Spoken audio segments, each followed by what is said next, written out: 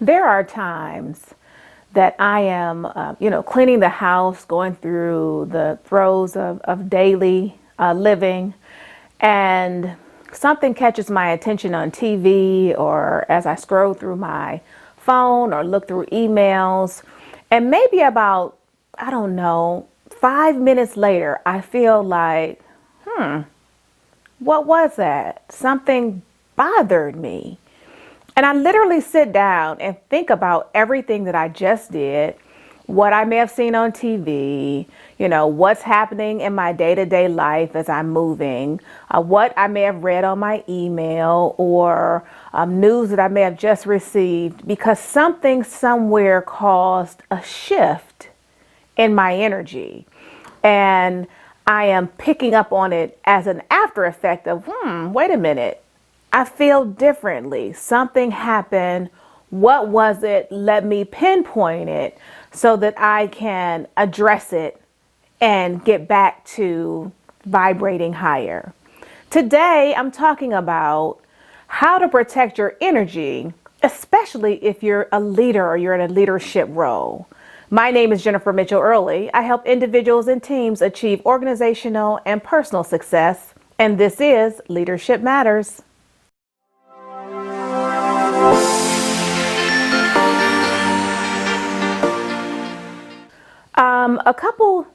More than a couple years ago, I got my dog Coco. And Coco was a lab mix dog that I rescued. She probably was about 6 weeks when I rescued her. And she wasn't my first dog. I was fortunate enough to grow up with dogs. But she was the first dog that I would have all to myself. And because I had had another dog during my married life that did not work out, I was even more determined to make sure that I would be the best for her and bring her into the best environment possible. So I started reading at the time my daughter was about 2.5. And it was important for me to not only, bring Coco into a loving environment, but also to train my daughter, teach my daughter how to be a good pet parent. So I started reading a lot of books. I started watching a lot of shows, and I just happened upon Cesar Millan, AKA the Dog Whisperer. And I used to watch those shows like amazed at all the things, all the revelations that I would get just watching it and things that he would do with the dogs on his shows. So anyway, I'm watching this program, and Caesar is teaching boundaries. He's teaching the firemen how to set boundaries with their dog. And so, just because something falls on the floor, he would say, doesn't mean that it's the dog's. In the dog's world, in a pack mentality where there is an alpha canine, if something fell, those dogs wouldn't go near it unless the alpha allowed it. They would submit to the alpha's authority. And so I was like, this is crazy. Let me try it. I was in the kitchen, dropped some turkey or something on the ground. And of course, Coco went straight for it. And I remember putting my foot on it and telling her no, and even growling to let her know that was mine. And then I moved my foot back, and she didn't touch it. She didn't touch it until I told her she could have it. A year ago, Coco crossed the Rainbow Bridge. She lived a very good life. I had her for almost 13 years. And I still miss her to this day. Have a new girl, Bailey. And Bailey is also a lab mix with God knows what. I need to do a DNA test, but she's my new baby. And I've instilled some of the same things in her training that I had in Coco's, which is you don't touch anything on the floor unless I let you have it. It's mine. And so I say all that to say that today I'm going to use that pack mentality as I talk to you about protecting your energy. So from the jump, let me be clear. I'm not saying any of us are dogs. What I am saying is that there are some behavioral things that we can relate to as we talk about energy as we move forward. Another thing that Cesar Millan talked about was energy. The energy of the human alpha. And so he would talk about balance. He would talk about A balanced dog being, described as being happy and obedient and understanding and respecting boundaries. And an unbalanced dog, one that was aggressive, often out of fear or anxiety, who just didn't know which way to go. And when you couple those animals with other animals in their pack that are either balanced or unbalanced, you will see that behavior amplified. The unbalanced canine will become more so unbalanced if you have another one with them. But if you put a balanced canine with the unbalanced canine, that the unbalanced canine would assimilate and would fall into line to the leadership of the balanced canine. And the same was true for human alpha. For example, if every time you take your dog for a walk, you hate, because they have a high prey drive, you hate to see a car come down the street, a jogger, someone on the bike, because you know that spinning is going to pull on their prey drive and your dog is going to lose it. And so you're tense. You are unbalanced in that moment because you are not confident in your abilities to be able to restrain your dog. And because you're unbalanced and they're unbalanced, it's just a mess waiting to happen. And so that always I always took that with me. I still take that with me. If I'm in a situation with Bailey that's new, when I first got Bailey, she was afraid of everything. It took me a week to get her to the corner of our street because she was so afraid. If someone greeted her, she would urinate on herself. It's submissive urination because she was afraid. So even though I knew this might occur and I knew some people may not always understand it, I understood that it was up to me to set the boundaries. It was up to me to be the balanced alpha in the situation. As long as I'm balanced, she would be balanced. She would acquiesce to my lead. And so that's how I started with Bailey. I started with being confident in situations and making sure that I maintained control, that I maintained my demeanor, that I was calm, I was self-assured, I understood what I was taking her into, and I was prepared. When we talk about energy, today I'm going to emphasize the importance of being balanced. Are we always going to be self-assured and confident? No. Are we going to have times that we're, anxious about something, or we're uncertain, we're not exactly sure? Yes. But how we proceed in those moments communicates to our team whether or not we can be trusted to lead them through the process. Energy is universal. What you give off as a leader is like a thermostat, right? It controls the climate of the atmosphere of the team, of the project, of your department, whatever initiative that you're leading. Like the pack, your team knows if you're incompetent, fearful, untrustworthy, uncertain, indifferent, incapable, weak, or in over your head. In those cases, a self-appointed leader will arise, or one will emerge. Maybe they're going to someone in the department who has demonstrated that they are trustworthy, has demonstrated that they're competent. But in any case, someone will emerge or arise to provide direction where you have not or cannot. Conversely, your team knows if you're knowledgeable, self-assured, competent, strong, dependable, trustworthy, forthright, and like the pack, they will willingly fall in line to follow your lead. They know this simply by the energy that you give off. I can remember a time when a coworker described the aura of a department manager that we shared. And she talked about her aura being black, dark, all of the time. And at the time, I didn't know anything about auras, but what I did know was what my mother always told me, that birds of a feather flock together. I did understand that familiar spirits draw one another. And that's basically what that means. Birds of a feather, people who are alike are drawn to one another. And knowing that, I did recognize that this department manager's subordinates and leads within her department all managed the same way. They all had this disingenuous way of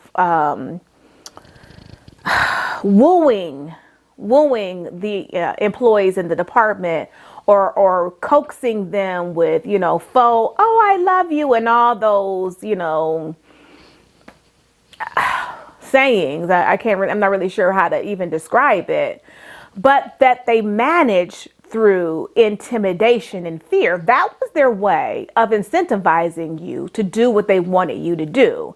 And so while they poked you with the prod on one end of what could happen, would happen if you didn't acquiesce, at the same time, they were stroking you and, loving you, and you were their favoritist on the other end. Not realizing that people didn't really care what you were saying, because, again, another attribute of my mom's, action speaks louder than words. They saw what you were doing, as did I. So I didn't know anything about an aura, but I was able to recognize their actions. And beyond their actions, well, I guess better said is that their actions really demonstrated or gave light to the energy that they gave off. This disingenuous affection slash, intimidation and fear by which they ruled the department was the energy that they gave off on a day-to-day basis. And so therefore, the department responded in kind. They responded. That was the type of energy that was in the department. It was foreboding. It was dark. It was heavy. It was fatigued. It was fearful. It was intimidated. And that was really a divisional energy. If I thought about what was on the floor of our department, because we were surrounded by some of the division heads, that's the same way that they managed. Today, we're going to look at energy from the spiritual connotation, which is energy is a universal life energy, or the life force energy that runs through everything, animals, humans, plants, and all living things. It is everywhere and fills up space.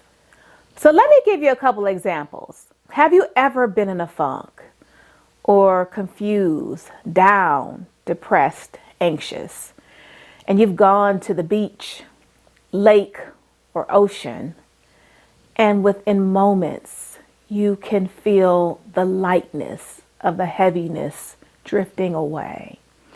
You suddenly feel clarity of mind and thought, and you breathe deeply in the air, and you feel like hopeful, like there's a light at the end of this tunnel, like everything isn't so bad. You begin to feel lighter, more optimistic. That is the energy of the water. So many people find water to be soothing.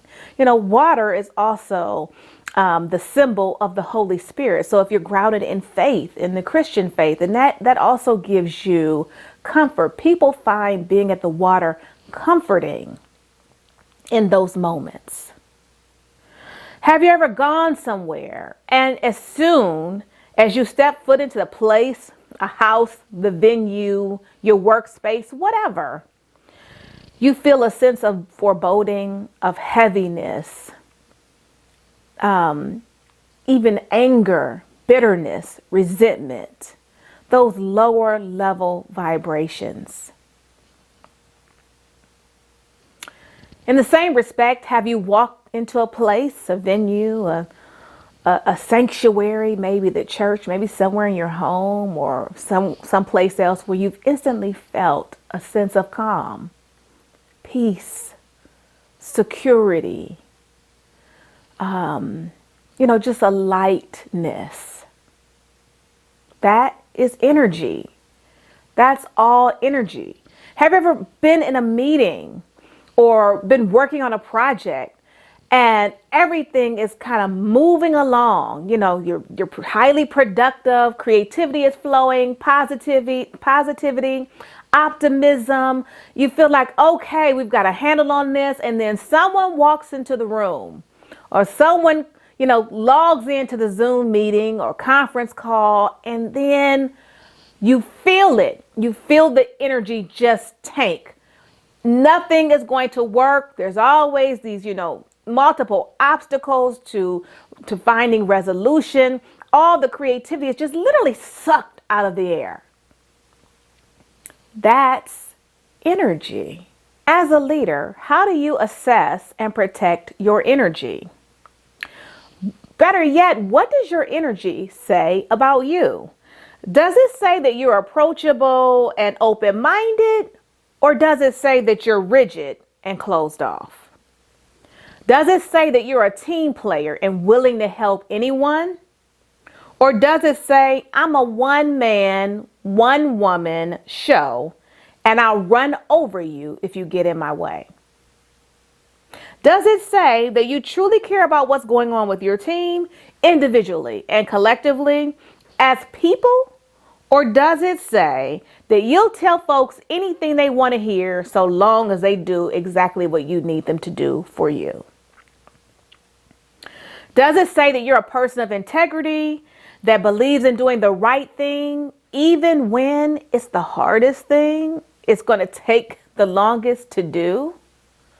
Or does it say that the ends justify the means and that winning is all that matters? The first thing that you have to do when you assess your energy and you talk about protecting your energy as a leader is you have to figure out where you are in everything. What does your energy say about you? Because if we're looking at the team and the team's energy is off or their vibe is low, or you have a team that is not harmonious, that's not cooperative, that's not productive, then really energy, because it is universal, is also reciprocal. What you give out is what you get back. So perhaps the team is simply a reflection of its leader. If you vibrate on lower levels, if you vibrate from a space of, and your energy is low and it comes from a space of stress, anxiety, worry, anger, bitterness, hatefulness, resentfulness, guess what? That's what you're going to get back. If you choose to vibrate higher and to have positive energy and therefore you exude happiness, contentment, gratitude, gratefulness, those are the things that you will get back. So now that we know our responsibility and how we are accountable, because remember, we are the thermostat. We control the environment. Thermometers just tell you what the temperature is. We control it. So if your team is a mirror of the energy that you're putting out and you feel like your team needs some work, guess what? First, you have to do the inner work yourself. First, you have to get your energy together. And once you've gotten your energy together, it's not just a one-time thing. You remember, we're a work in progress. This is something that we're always going to have to go back to ensure that what we're putting out is what we want to get back, that we're putting out good energy. So once you assess it, then you have to make sure that you maintain it, i.e., that you protect your energy. A couple ways that you can protect your energy is check your own energy. How are you feeling? Are you low? Are you depleted? Are you fatigued? Are you worn out? Are you refreshed? Are you ready? Are you inspired? Are you, hopeful, optimistic? Are you tenacious? Where are you on the spectrum? Because if you're low, then you need to stop and refresh and replenish. But if you're high, if you have positive energy, and that's what you're going to need to give out. So then that's good. So always do a check. Where are you at? It's like, looking at your gas tank. If you're half, you can look at it half full, half empty. Then you're right smack dab in the middle. And either way, you don't have a whole lot that you can give. If you're almost empty, you need to stop and refuel. But if you've got a full tank, then that means full speed ahead. So you want to make sure that you have assessed where you are in the process. Next, set boundaries. Learn to say that things don't work for you. And saying no is hard for a lot of people. And depending on who you are, it was hard for me. And I had to really learn to work through that, because where boundaries got muddy for me was in my, familial relationships. And so those are the closest to me. Those are the people that I want to always see happy, always see win. So even if that meant that I took a L for the team, that the team would be greater. That doesn't always work, because after so many L's, you find yourself depleted. And what's worse is when you're depleted and you're vibrating low. Remember, I talked about when your energy is low, that's the energy you attract to you. Then along with being depleted came feeling resentful about it, because doesn't anybody else know that I'm depleted? Well, how could they when I never said so? When I never said, hey, this isn't going to work for me. We're going to have to look at this another way, or, you all can do it and blah, blah, blah. I had to set boundaries, and that's something that I had to learn. So set boundaries in every area of your life. Really sit back, assess, and see where you're being depleted at the most, and how much responsibility of that depletion is yours. How much of that is your fault. And it's okay to it's okay really to sit back and look at it and to be accountable for it, because the only person who can change it is you. So saying to yourself, I can do a little bit better than that, it's going to benefit you in the long run. It's not, wounding yourself. It's not being unforgiving towards yourself. This is just looking back objectively and saying, giving yourself like a SWOT analysis. What's your strengths? What's your weakness? What's your opportunities? What's your threats? Where can you be better? That's all this is about, is growing and developing. And when you're better for you, you're better for other people. The next thing is clean your mental and physical spaces. For me, when my house gets cluttered, my mind gets cluttered. When my car gets cluttered, my mind gets cluttered. When I start to clean out those areas that have dead energy, stagnant energy, because it's cluttered and it's just been sitting there. When I begin to clean those spaces out and bring in fresh, clean, new energy, I immediately feel it in my physical body. Next tip I'll give you is to guard your ego. Your ego, my ego gets me into a lot of situations, a lot of stories that I tell myself that are not accurate, that, may cloud my judgment. And what I've gotten to lately is when I put things in perspective and I really look at them objectively, taking out all emotion.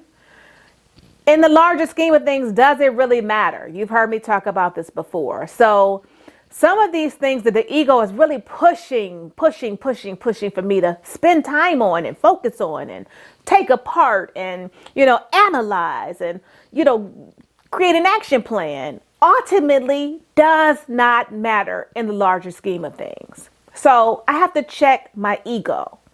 And I check my ego by figuring out whether or not it's really that important.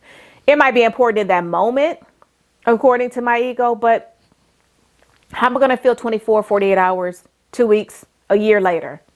In the larger scheme of things, does it really matter? And more often than not, I have to confess that my answer is no, it doesn't matter. Another great tip is identifying energy vampires. If you don't know what an energy vampire is, it's someone who, or situations that sap up all of your energy consistently. So if you have a friend, if you have a situation, if you have something in your life that consistently depletes your energy, something that going into it, like before you pick up the phone, before you respond to a text, before you look at an email, this is going to be a mess. It is going to be a mess. That is an energy vampire. It steals away your energy. If you have a teammate, a coworker, an employee who always needs your input on every single thing before they can do it, That is an energy vampire. If, someone needs your wisdom every single time before they can, critically think or problem solve, sounds like an energy vampire. You want to be very careful with energy vampires because, again, sometimes inadvertently we've kind of set these relationships in action, and we've always been accessible and always been the one with the great idea, or I couldn't have done it without you, or I knew you had the answer. And because of that, it's almost habitual at this point on both parts, on the energy vampire's part and your part. So again, going back to setting boundaries is going to be very helpful for you and helpful for them. Because the fact of the matter is, if you continue to jump in there every single time, they'll never learn how to think critically. They'll never learn how to problem solve. They'll never be able to do anything without your assistance, and everything, the responsibility, the brunt of it will always, be on your shoulders. Another thing that I do is I visualize a positive experience. And I laugh only because going into it, I don't think it's going to be positive. So therefore, I make the concerted effort to visualize, to vibrate higher, what a meeting will look like when it's cooperation, when there's harmony, when there's respect, when there's, no interruptions, when information flows freely, when everyone is in a collaborative mindset. So that I visualize things working out well. I visualize the results that I want to achieve. And I have to say that I have been pleasantly surprised in the times that I have used this particular technique. Number one, it helps to calm any anxiety beforehand, because the honest to God truth is we really have no control over it. But then two, if I'm choosing to vibrate higher, if I'm choosing to have great energy going in, and if I believe that whatever I put out energy wise, I'll get back. If I believe that it's reciprocal, then why wouldn't I project that? Why wouldn't I project those things that I want to see happen as from an energy standpoint? And that comes back. So visualize what you'd like to achieve. And you've heard athletes talk about this, and stars talk about this in some of their methodology. They visualize, making the basket, making the touchdown, whatever the case, making the goal. They visualize doing well, and that's what happens. So visualizing has been a good technique for me. And I think in protecting your energy, it would be a great technique for you to try to apply. And the last tip that I'm going to leave you with is a tip that I've left you with multiple times before, which is know when to stop, or know when to say when. Only you know your limits. No one is a mind reader. No one's going to try to read tea leaves to figure out, where you are. But you have to know when you can't go any further, or when to set limits and boundaries, and to even go so far as to set expectations, especially as a leader, because the parameters are set by the leader. And if there's no parameter, if there's chaos, that's because you never bothered to set expectations. Hopefully you have a great week, and these things you can apply immediately to begin to protect your energy.